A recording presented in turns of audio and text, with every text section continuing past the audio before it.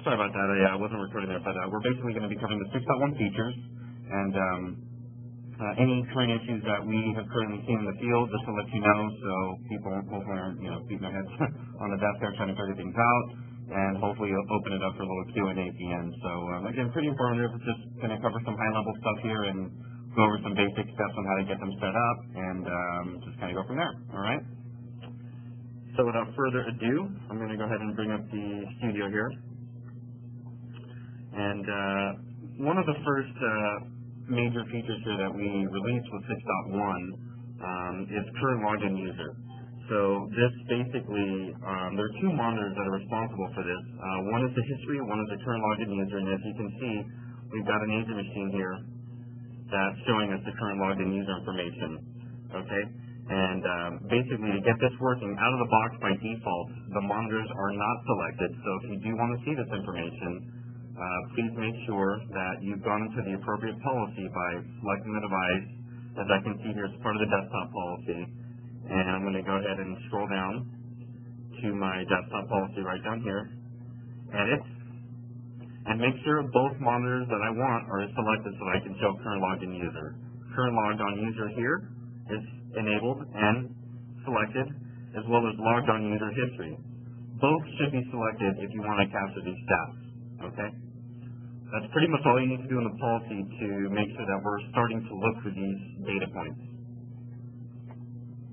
Okay, now if I go back and I can see my current login user information, if I right-click and I go to settings, verify monitoring status, I'm going to see here that my current login user is successful. There are no failures here, as well as, let's see here, logged on user history here. So right now, everything looks to be working okay with this current monitor. I'm sorry. Does somebody have a question? I wasn't sure, maybe somebody. Okay. So that being said, I'm just double checking to make sure that the monitor is successful, and also double clicking on the device within device details should pull up the current login user information right down here. Okay. Now, one thing I do want to point out is that there can be a lot of different things that can prevent this information from coming through. So, pretty important that we're pretty systematic about our troubleshooting steps.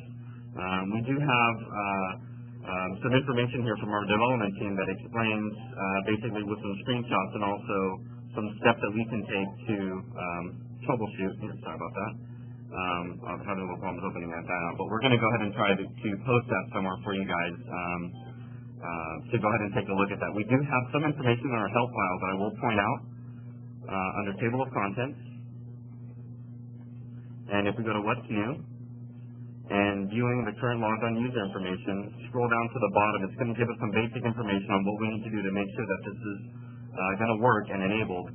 And for troubleshooting purposes, click on this link, and this should bring up some basic steps on what you can do to check to make sure that everything is going to be working. RPC ports on the firewall, correct credentials, and so forth. So if you find that you've set up the monitors and you're not getting the data, please take a look at this first to make sure that we've covered everything. Okay? And another thing that we can do as well is, for instance, right-click on this device, and I'll show you a problematic device or a device that is not relaying the data for an error message. Right here, access denied. So this is typical. This doesn't mean that it's really anything wrong with our software per se, but there could be some permissions issues with the credential or privileges in accessing this information. So just make sure we go through it pretty systematically. And that's pretty much that's involved with the current login user monitors and getting them to display. With selecting the monitors in the policy and double checking the monitoring status, but if everything is working, we should see some information here, as well as historical information in the device details. Okay? Does anybody have any questions about current login user information? Or I do, Mario. I see from the help file it says that the WMI credentials need to be applied, but if there's an agent on the server that you're trying to pull that information from, does it still require WMI credentials? No, it does not. The agent itself should be able to pull the information on its own. So the WMI, I believe, is just for the SNMP monitor devices only. Great, thanks. You're welcome. So again, pretty straightforward. Nothing. We don't have to get too in depth into it. That's just pretty much high level. What you need to do to set it up, what you should expect to see, and what you can check to make sure that the monitor is working successfully, and a few troubleshooting steps. Okay. And that's pretty much the current login use information. Another kind of important feature that we just released is really for RDP. So it's being able to manipulate RDP settings for a specific device that you're trying to connect to, obviously, Windows or whatnot. So if I right-click and I go to Settings, Connection Tunneling, it's going to bring up an option here that I can choose to select what type of RDP settings I'm going to choose for this one device. There are no global ways to set this right now, so I know that's been requested, and I'm sure it'd be a great thing to add, but we just haven't done that at the moment. So I'm sure that we're in the works right now to try to figure out some way to apply this to a policy or to a larger group so you don't have to touch it on each device. But for now, that's just the way that it is. So I just want to point that out. And also being able to tunnel through different ports as well. So if port 80 is not what you want, or you're using a custom port, you can change that accordingly. And one thing I did want to let you guys know about, one issue that we did found that we're currently working on, is that there is a bug associated with saving the RDP settings within 16-bit, anything other than, I believe, 1024 by 768. So I believe choosing any one of these settings will work for the momentary connection, but it will always revert back to 1024 by 768 under the 16-bit color depth. Unfortunately, so that has been reported. We are working on a fix, which should be out shortly, and I just wanted to let everybody know that now, so we can hopefully eliminate a few phone calls. So that's all that we found. So before, we didn't have any of this functionality before, so obviously it's pretty straightforward. Your telnet ports and so forth, depending on what protocol you're going to be using to connect, which color depth you'd like to use, and which resolution as well. Okay. So pretty straightforward here. There's not anything that we have really troubleshooting at this point so far for this, other than saving the settings and kind of off and running. So hopefully that was good enough for everybody. Does anybody have any questions about RDP settings at all, or anything related to that? I think that's the same. If you're trying to connect to like a web interface of a printer. Correct. So, for instance, if you wanted to connect to, say, a Sonic wall via the web GUI, you'd be able to change that. If you use port 85 instead of port 80, you'd be able to change that here. I haven't been able to get that to work. Can you kind of overview the architecture of how that works? Well, it really depends on if the device is local to where you're running. For instance, if you're running the studio on your laptop and you're trying to connect to a client device that's not local to where you are, then you're going to need to use the web proxy, because that's really what we use here. So the web proxy is basically a means to connect to, say, a networking device via the web GUI that is not local. Before, you had to log into an agent machine that was local to that system and then launch a web browser and connect to it locally. But now we're actually proxy through our system. We'll use Chrome if it's installed by default. IE or Firefox don't apply, and if Chrome is not available, then we'll just launch our own internal proprietary type browser that will do the proxy. So I'll show you guys what I mean here. Let me see if I can find a device. One of our Sonic ones, I believe.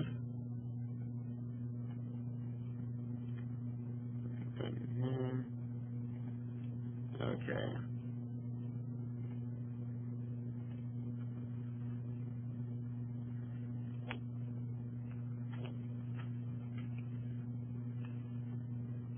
So before, this would never work, and as you can see now, I think it's using our My Chrome version here to try to launch it, but it's proxied just fine and allowing me to sign into the device. So before, again, we weren't able to do this. Now with this web proxy functionality, you can connect via web browser to devices that are not local to where you're running the studio. Okay.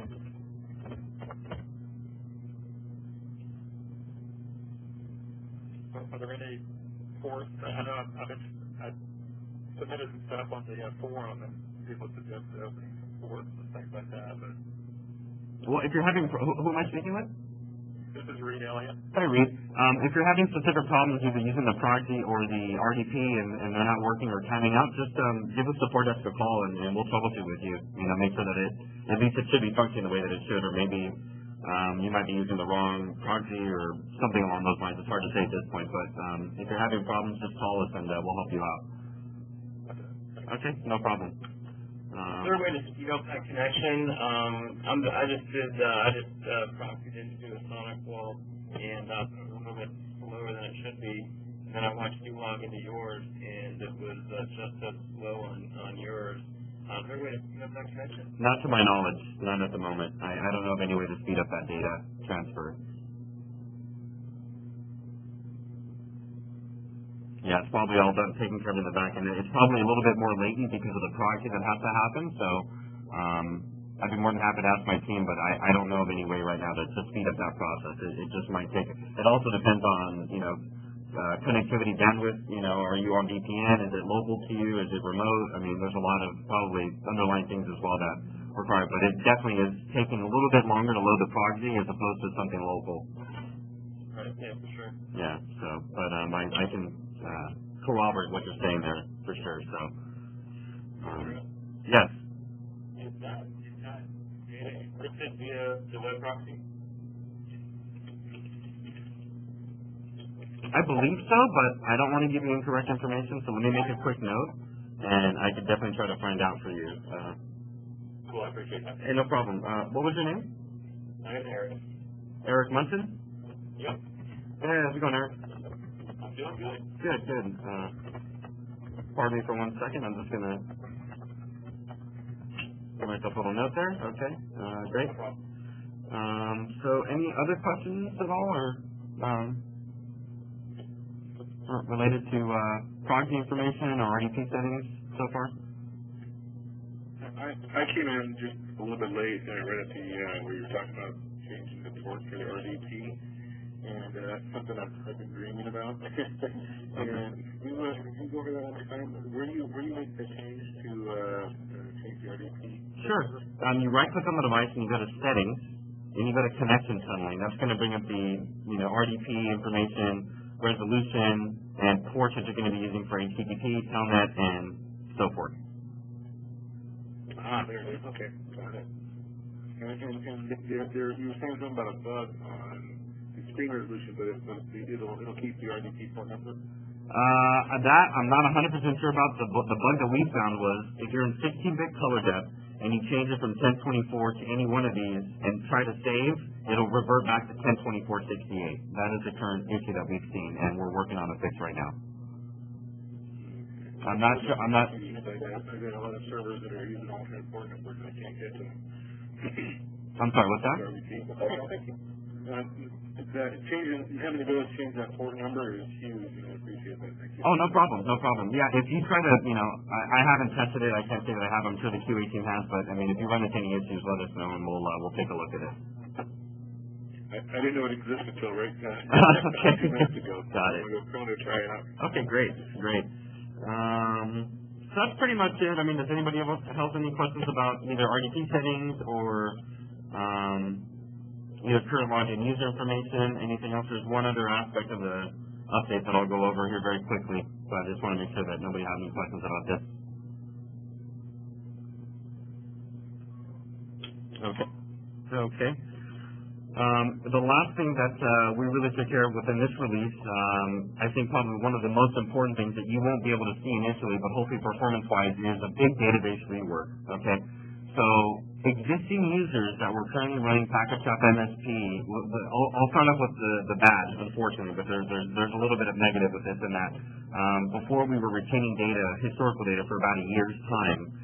But with the new database schema rework, we had to basically change some back-end stuff that required us to lose the historical information once we migrate from the build before this, which was 20843, to this current build. And unfortunately, there's just no way around that. So I just want to briefly say that in case people weren't aware of that. Okay, Mario, can you talk about the database, not issues, but what's going to happen in 6.2, and then they have to go to the new database, or do we know anything about that yet? That I'm not sure about right now. Yeah. Yeah, so 6.2 is still too far in the back burners, but the database rework should be related to 6.1. And that should be on the new database. It should transfer. Yeah. So basically, again, we did some database rework in the back, and that improves performance quite a bit within the SQL environment.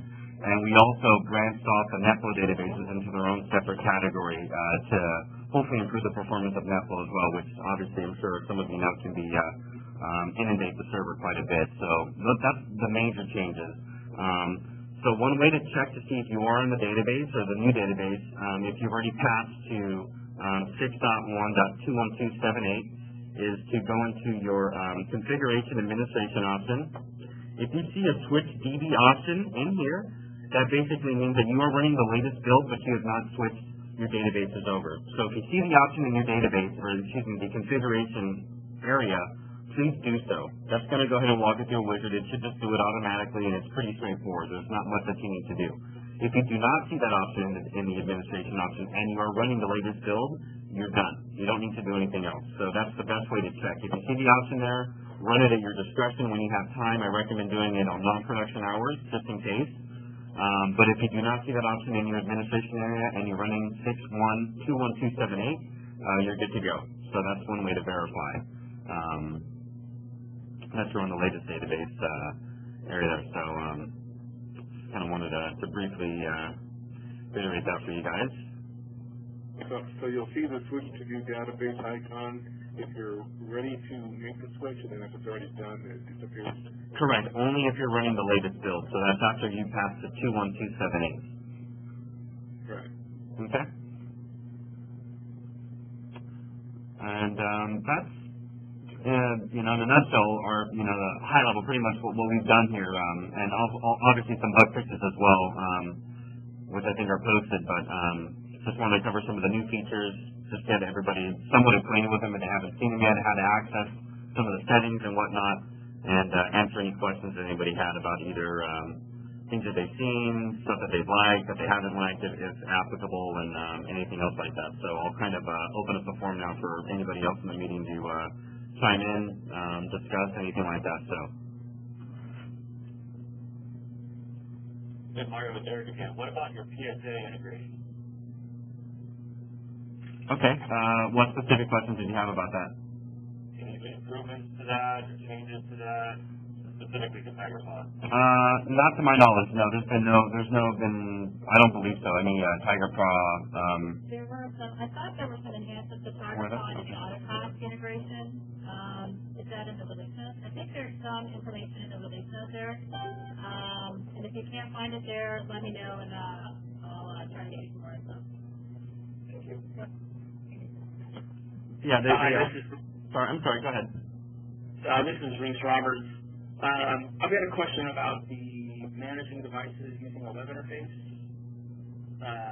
Is this for endpoints that don't have an agent on it so we can remotely connect to them, or? All of the above. So, I mean, if the device has some type of web GUI functionality to connect to, then we should be able to connect to it. So, a Sonic wall that's got web GUI that we want to connect to configure it, we can connect to that. If you want to connect to, say an agent or non-agent device via web browser, and you're able to connect to it via an IP, via a browser or DNS, we can do that as well. So it's really if the device is capable of allowing that connection via port 80 or web browser. Okay, so I've got an example for you, and maybe you can tell me if this is go or no go.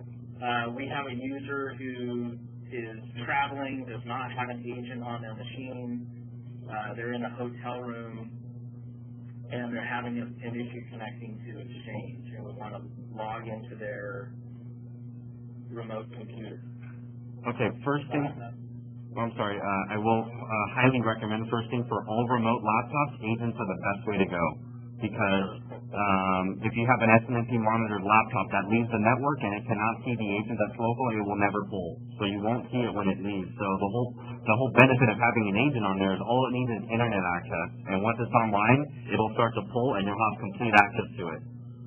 Sure. And also, with an agent, I don't know if you know, are you familiar with Expert Assist? Yep. Okay, so you know that. Okay. Yeah. So I'm new to Packet Trap, a couple weeks. Okay. Great.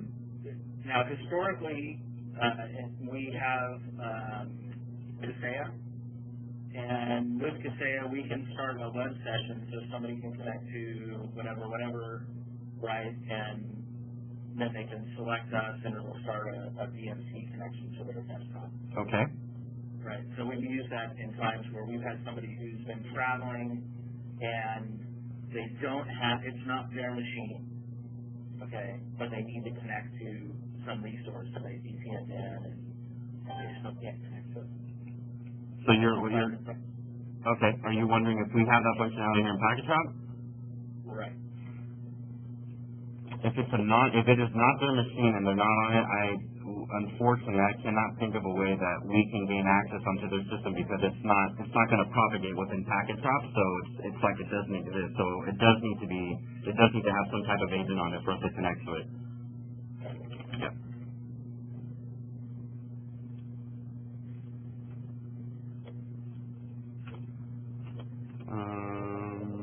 Okay.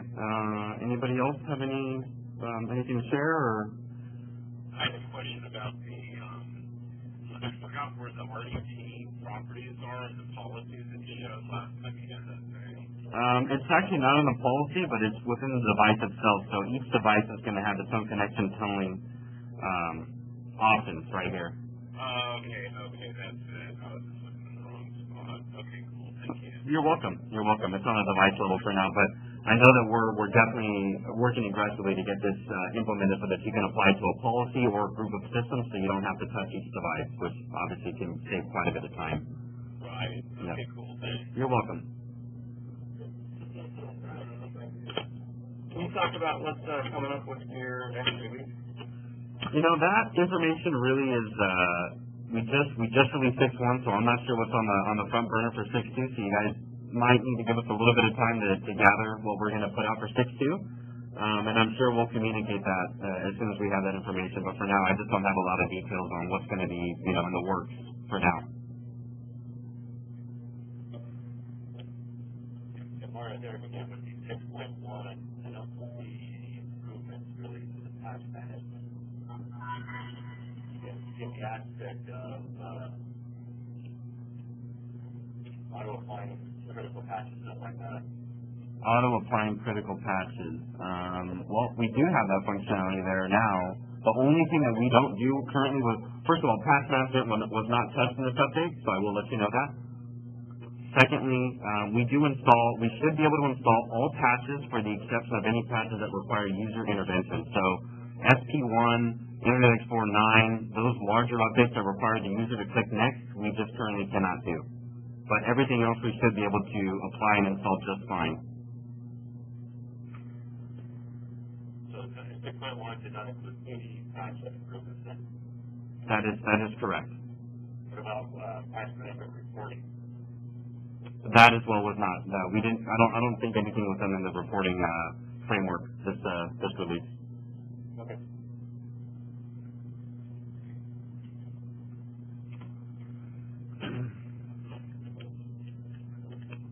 So let's see. Elizabeth, does anybody have any? No questions there.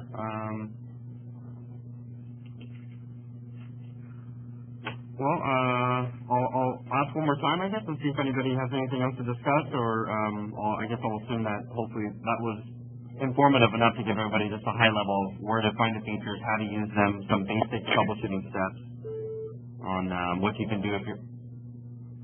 Can we go over patching? This is John. Hi, John. Yeah, I'd be more than happy to briefly go over it, but this really is dedicated for kind of a new releases, or excuse me, new features for 6.1. So, okay. But patching's pretty straightforward. It works like policy. So, without getting too far into it, you've got your patch management area. You can add your devices. They need to be agents, and once you have agents part of a group, as you can see here when I click on edit, I've got 4 devices part of this patch management group, and if I go to settings, I have these three different options to choose how I want them to behave within patch management. Controlling Windows updates, basically we check and install at the specified times. We have an option to prompt the user to reboot if necessary, you can only monitor and read updates only, and you can apply them at different times. So it's really how you want this to work. So my best advice is to take a look at this and play with it, test it out on some of your agents, and hopefully get it configured in a way that works for you. Okay. All right?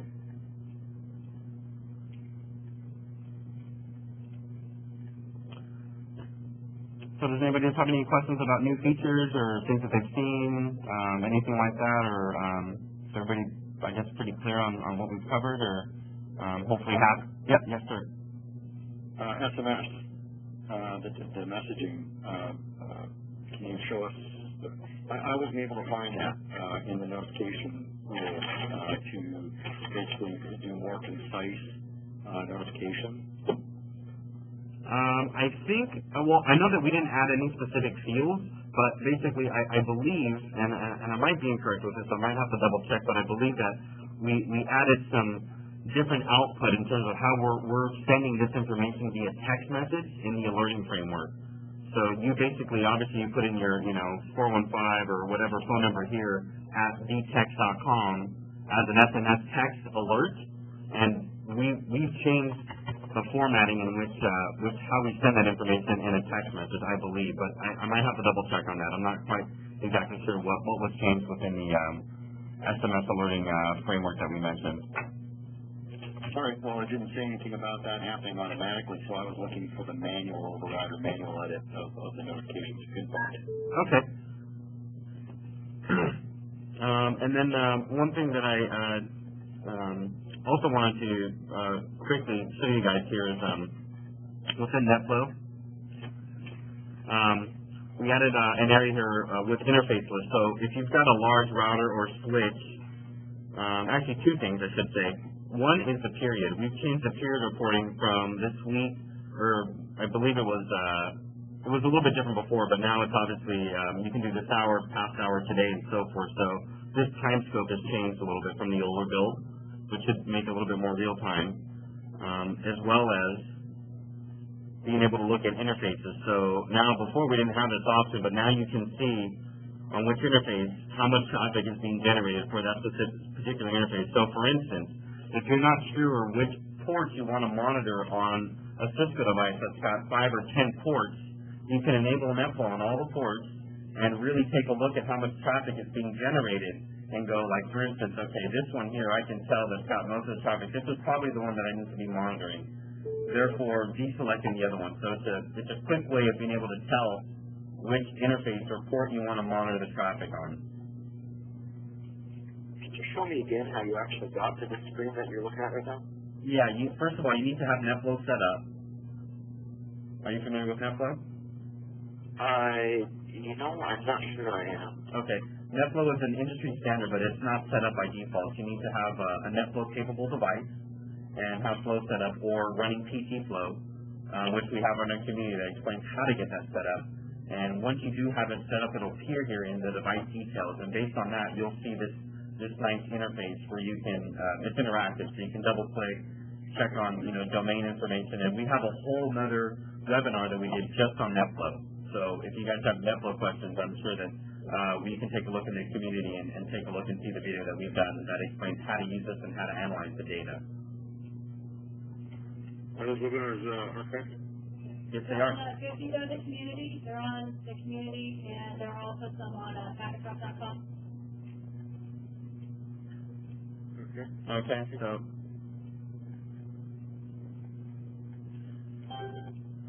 so again, the interfaces is one of the things that we changed here with the NetFlow module, as well as the time scope period here as well,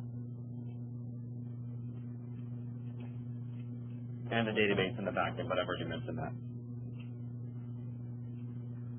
Now, is NetFlow something that would be running on something like a Sonic wall? That's correct. NetFlow is an industry standard that runs on some devices, typically the higher-end devices, Cisco 2800, routers. Some Sonic walls do support NetFlow now. I believe the TZ210s and HP Pro Curves and some Juniper devices as well. So my best advice, if you're not sure, check your vendor documentation to make sure the device you're looking to collect network statistics on does support some type of flow technology. If it does not, you can use PT flow as a means for capturing it, and we've got a document on our community that explains that as well. Oh, great. And in the help file as well, guys. I jumped in a little bit late, but can you talk a little bit about the improvements to AutoTask integration? I think there were some enhancements to, as I said, to AutoTask and HydroPod. So the specifics go to the release notes, and I think that they are in there as well. Yeah, we're taking a look here right now. Okay, so basically the PSA improvements, basically changes to AutoTask to accommodate new product group structure, and updated HydroPod to use a new version of SDK. That's pretty much what's been changed on the PSA side. Okay, thanks. You're welcome. Is there something specific that you're looking for, or this, I don't know, you have an idea? Just post that in the community under the ideas so we can add it to the list.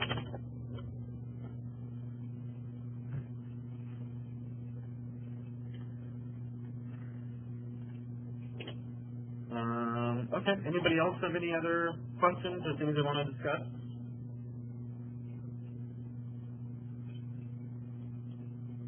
I guess just one quick question about moving over. We're still on 6.0.208.3, haven't actually moved across yet. Is there any major problems that people have been experiencing that we should be prepared for? I'll comment unless anybody else. We haven't seen any major issues at all with the release. It's been pretty smooth for the most part. So we always recommend patching your server off hours, just for obvious reasons. It's probably better just to make sure that you try not to interrupt any monitoring that you have going on. But pretty straightforward. Just apply the update, and once it's done, our application will restart itself, and you should be able to log in just fine. Mario, what about running reports? Is that important to do before you put the database, or? Well, again, you will lose historical information when you do this, so you might want to explain that information to your clients, if applicable, and maybe run any reports, maybe an executive summary report, and send it off to them before you run the upgrade, and just let them know that you're going to be capturing data for a longer period of time now, 3 times as long. Instead of 1 year, it's going to be 3 years now, which is obviously a lot better. So that's probably the best that I can recommend, maybe before doing the upgrade, but I guess it's really your discretion. Also, somebody did post this question in the community, and there were some answers. So go to the discussion section, and you'll be able to see some people that have already switched over what their responses are. Okay, great. Thank you. Yep. You're welcome.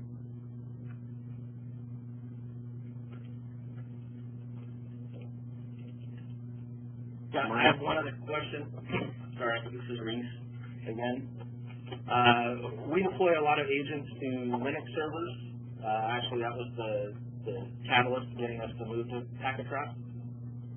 And it auto lumps the Linux servers into the Windows servers group, and it actually causes the agent to die. Then we have to move groups and then go in and manually restart the processes. Okay. Can you back up for a quick second? When you say it automatically adds them into the Windows group, what group are you referring to? Are you talking about a policy? Yeah, we have policies. Yeah, we have global policies set up. So we've got Linux servers, Windows servers, desktop, laptops, etc. Right? Yeah. So sorry. Go ahead. Go ahead. Oh no, I was going to say. So when you're installing an agent, you said you're installing agents, correct? Yep. And during the discovery process, we attempt to auto-discover the device and put it into a policy that we believe is going to be correct. So if by chance it's not, or an incorrect policy, you can migrate those devices into the appropriate policy, obviously to make sure that the monitor is going to be selected. So are you familiar with that process? Yes, I am. Okay. The issue I have, I guess, more specifically is when it pulls for the first time, it says I'm part of the servers group, the Windows servers group. At that point, it tries to get the agent to do a bunch of monitoring that it's not configured to do, or that it's incapable of doing. So the agent dies. So when we migrate and then restart the agent, then it does work. Okay. Well, I'd kind of like to see this. I don't have experience with that. So, have you contacted the support department for us to take a look at it yet? I have. You have. Okay. Did we open a case for you? Yep. Okay. Well, then, if you don't mind, follow up with us, and then we can see where we're at with that to, make sure that everything's working successfully. And, it shouldn't cause the agent to die. From what you're telling me, I mean, even if it's in a different monitoring group or not the appropriate group that you want, it should not cause the agent to fail. So, that being said, we need... Is there a way to create maybe we can create a global policy that has nothing configured and everything gets assigned to that first? There's no way that we can predetermine how our system's going to assign a device to a policy, unfortunately. But again, it should not cause it to die. Just because it moves into a policy that you don't want, it should not cause the Linux agent to fail fully and completely. So something else is going wrong. Okay. So yeah, please follow up with us so we can make sure that's working for you. Okay. Mario. Yes, sir. Yeah, this is Jeff. I just wanted to make a quick comment about the migration process. Okay. I found it to be pretty smooth, actually. We have about 100 gigs of full data in our database pre-migration. I timed it in a way so that the migration, it was a manual process for us, but it happened after all of our reports ran around midnight. And we sent a notification out to all of our clients, letting them know that the historical data was going to be lost, and that going forward, we basically faded down with the positive of all of the feature enhancements and database enhancements improvements, which offset any negative of loss of data. Ran all of our reports, ran some longer historical reports just so that they would have some of the maybe a month back or 3 months back view of some of the important data that we know is important to each of these clients. But we timed that all to happen on 100 gigs. It really only took less than an hour for us to migrate. So that was better than I had expected. And there were no problems whatsoever afterwards. That's great news, Jeff. Was it Jeff? Jeff, sure. Jeff, great. Thanks for sharing that. And also, Jeff, we did have a SQL statement that we posted to go ahead and assist with dropping the older tables so that you can basically minimize your database size. Sorry, I don't know who that is. Is that you, Jeff? No, I'm on the line now. I'm muted. Oh, okay. Sorry. Yeah, that's great. Where's the SQL commands? It's in the community. I believe under scripts we posted it's a very simple query that you can run on your SQL Server Management Studio that will drop the older tables that you no longer need to have. So it basically minimizes your database size and makes it more manageable. Yeah, super. I'll definitely do that. Thank you. You're welcome.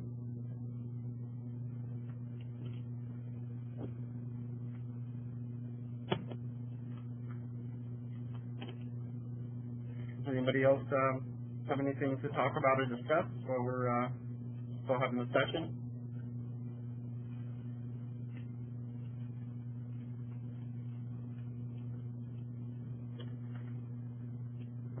All right. Well, if everybody else is okay, and hopefully educate a little bit more on some of the features, a few basic troubleshooting steps. Obviously, if there's anything major going on, just please contact the support department. We'll help you out. And hopefully that at least got everybody up to speed on what's current with the newest release. And as soon as we have information on 6.2, we'll go ahead and, I'm sure, update via email or some link to you guys. So, alrighty. Thanks, you guys. As always, check the community for updates. That's where a lot of the stuff goes on. Great. Thanks so much for everybody's time, and we'll see you guys on the next webinar. All right? Thank you very much.